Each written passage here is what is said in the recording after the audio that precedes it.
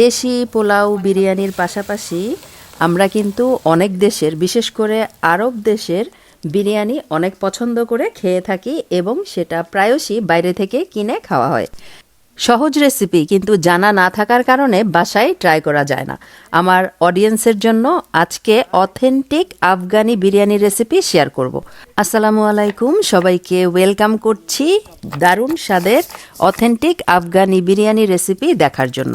প্রচুর পরিমাণে পেঁয়াজ ব্যবহার করা হয় আফগানি বিরিয়ানিতে, তাই প্রথমেই পেঁয়াজ কুচি করে নেওয়া হলো বড় সাইজের দুটো পেঁয়াজ। এখানে তেল গরম করে পেঁয়াজগুলো দিয়ে দেওয়া হয়েছে। এই পেঁয়াজটাকে একদম বেরেস্তার মতন করে ভাজতে হবে। এরই মাঝে আদা রসুন গ্রেট করে নেওয়া হচ্ছে। আদা রসুনের পেস্টও ব্যবহার করা যাবে সম পরিমাণে। আমি পরিমাপটা ডিসক্রিপশন বক্সে লিখে দিয়ে রাখবো। বড় সাইজের একটা কাঁচামরিচ কুচি করে নেওয়া হচ্ছে আর ব্যবহার করা হবে টমেটো। মাঝে মাঝে পেঁয়াজটাও একটু নেড়ে দিতে হবে, যেহেতু পেঁয়াজটা ভাজা হতে সময় লাগবে, তাই পেঁয়াজটা ভাজতে বসিয়ে দিয়েই অন্য প্রিপারেশনগুলো নেওয়া হচ্ছে। এখন মশলাগুলো রেডি করে নেওয়া হবে। এই যে আমার আফগানি বান্ধবীর যাবতীয় মশলার এখানে পসরা সাজানো হয়েছে। তো যাই হোক, মশলা কী কী নিচ্ছি সেগুলো একটু বলে দিচ্ছি। এখানে লাল মরিচের পাউডার, গরম মশলার পাউডার, জিরার পাউডার, ধনিয়ার পাউডার আর গোলমরিচের পাউডার নিয়ে নেওয়া হয়েছে। কিন্তু ভাজা হয়ে গেছে। তো আগে থেকে ধুয়ে পানি ঝরিয়ে রাখা 1.5 কেজি পরিমাণ ল্যাম এখানে দিয়ে দেওয়া হলো। ল্যামের বদলে এখানে মাটন বা বিফও ব্যবহার করা যাবে। এবারে যেই কাজ সেটা হলো এই মাংসটাকে ফ্রাই করতে হবে, ভালোভাবে ফ্রাই করতে হবে। এর মধ্যে এখন পানি উঠবে, সেই পানিটা শুকিয়ে যাওয়া পর্যন্ত এই মাংসটাকে নেড়ে চেড়ে একদম ভাজা ভাজা করে ফেলতে হবে। এরপর এর মধ্যে গ্রেট করা আদা আর রসুনটা দিয়ে দিতে হবে, আরও কিছুক্ষণ ভাজতে হবে। টমেটো আর মরিচটাও দিয়ে দেওয়া হলো। আর এই আফগানি বিরিয়ানির মেন প্রসেস কিন্তু এটাই, এই মাংসটা প্রিপেয়ার করা। এখন দিয়ে দেওয়া হলো 1 টেবিল চামচের মতো টমেটো পেস্ট। এটা রেডি যে বাজারে বয়ামে পাওয়া যায় সেটা। আর দেওয়া হবে সিক্রেট যেই উপাদান, সেটা হচ্ছে আচার আর আলু বোখরা।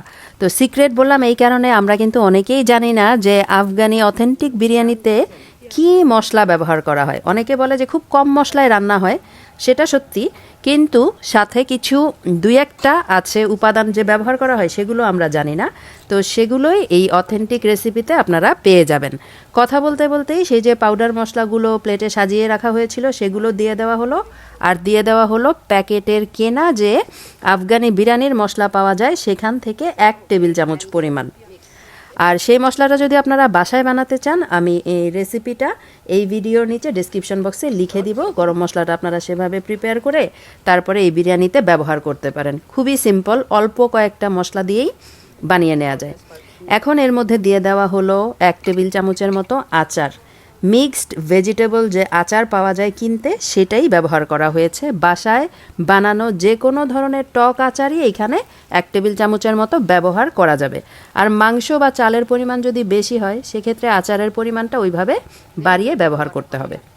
কথা বলতে বলতেই সুন্দরভাবে মাংস ভাজা হয়ে গেছে এবং অনেকটা সময় নিয়ে কিন্তু এই মাংসটা ভাজা হয়েছে।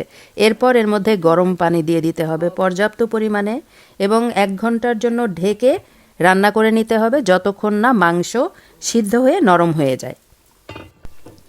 মাঝখানে একটু নেড়ে চেড়ে দিতে হবে আর চুলার আঁচটাকে কমিয়ে মাংসটা সিদ্ধ হওয়া পর্যন্ত অপেক্ষা করতে হবে। মাংস সিদ্ধ হয়ে গেছে। এখন এর মধ্যে দিয়ে দিতে হবে রাইস বা চাল। চালটাকে আগেই পানি দিয়ে ভিজিয়ে রাখা হয়েছিল 2 ঘন্টার জন্য। সেই পানিটা ছেঁকে তারপর চালটা দিয়ে দেওয়া হচ্ছে। আর এটা কিন্তু বাসমতি চাল না, আলাদা রকমের একটা চাল ব্যবহার করা হয়, বাসমতির মতোই। তবে আপনারা চাইলে বাসমতি চাল ব্যবহার করতে পারেন। তাও আমি এই চালের নামটা ডিসক্রিপশন বক্সে লিখে দিয়ে রাখবো, কেউ খোঁজ করতে পারেন, বাজারে হয়তো পাওয়া যেতেও পারে। তো চালটা দিয়ে দেওয়ার পর পানিটাকে টানিয়ে নিতে হবে, চুলার আঁচটাকে বাড়িয়ে পানিটা একটু টানিয়ে নিতে হবে। বাইরে মেঘলা ওয়েদার, এই ওয়েদারে বিরিয়ানি খাওয়ার মজাই তো আলাদা, তাই না? তো যাই হোক, পানিটা অনেকখানি শুকিয়ে এসছে দেখতে পাচ্ছেন। আর পরিমাণ মতো বুঝে এইখানে আর একটু পানি অ্যাড করা হয়েছে। ঝোলের পরিমাণ যতটা থাকবে, চালের পরিমাণ আর পানির পরিমাণ বুঝে পানি আর একটু অ্যাড করে নিতে হবে। আর আরবরা কিন্তু বিরিয়ানিতে বা যে কোনো মাংস জাতীয় খাবারে লেবুটা খুব ব্যবহার করে।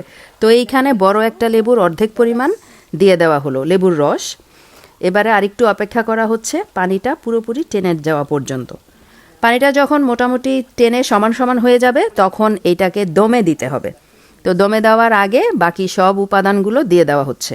ধনেপাতা দিয়ে দেওয়া হলো। এখন ঢেকে রান্না করতে হবে 30 মিনিট। আর চুলার আঁচটাকে একদম লো আঁচে রাখতে হবে, মানে আমরা দমে যেভাবে দিয়ে রাখি সেভাবেই এটাকে 30 থেকে 35 মিনিট দিয়ে রাখলেই বিরিয়ানি রেডি হয়ে যাবে খাওয়ার জন্য। এই অপেক্ষার মাঝখানে কিন্তু অনেক কাজ বাকি, যেমন সালাদ রেডি করা, আর আরবরা দইয়ের একটা সস রেডি করে, সেটা টক দই দিয়ে সেটা রেডি করা, অনেক কিছু প্রিপারেশন নেওয়া হয়েছে। এর মাঝখানে আধা ঘন্টা শেষ, আমাদের বিরিয়ানি রান্নাও কমপ্লিট। এই যে দেখতে পাচ্ছেন ভীষণ সুস্বাদু আফগানি বিরিয়ানি। রেসিপিটা অবশ্যই ট্রাই করবেন আর আমাকে জানাবেন কেমন হলো। রেসিপি সম্পর্কিত কোনো ধরনের জিজ্ঞাসা থাকলে কমেন্ট করতে পারেন, আমি অবশ্যই উত্তর দেব। তো সবাই ভালো থাকবেন, সুস্থ থাকবেন। আর বিদায় নেওয়ার সাথে সাথে একটু দেখিয়ে দিচ্ছি যে আফগানিরা কিভাবে অতিথি আপ্যায়ন করে বা ওদের খাওয়ার টেবিলে কি কি থাকে। বিরিয়ানি তো মাস্ট থাকেই, সাথে আফগানি রুটি, বিশাল বড় বড় সাইজের আফগানি রুটি, টক দইয়ের রায়তা, দারুণ মজার আফগানি মোমো, বিভিন্ন ধরনের চা, কয়বার যে সার্ভ করা হয় তার তো কোনো ইয়ত্তা নেই। আর সাথে থাকে ড্রাই ফ্রুটস, বিভিন্ন ধরনের বাদাম। সময়ের সীমাবদ্ধতার কারণে সবকিছু তো আর রেকর্ড করা সম্ভব হয় না। তো আজকে এ পর্যন্তই। সবাইকে ধন্যবাদ জানিয়ে বিদায় নিচ্ছি।